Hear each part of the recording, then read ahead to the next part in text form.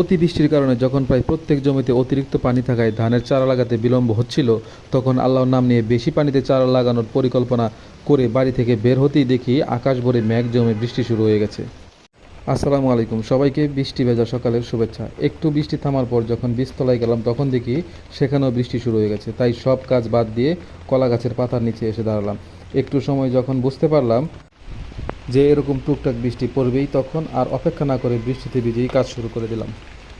মোটামুটিভাবে বৃষ্টির মতো আটি নিয়ে চলে গেলাম মূল জমিতে। সেখানে আটিগুলো পুরো জমিতে ছড়িয়ে দিলাম যাতে রোপণ কাজ সহজ হয়।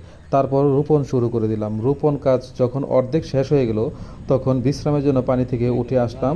এদিকে রোদ আর বৃষ্টির খেলা চলছেই, মাঝখানে একটু ফটো সেশন করে নিলাম।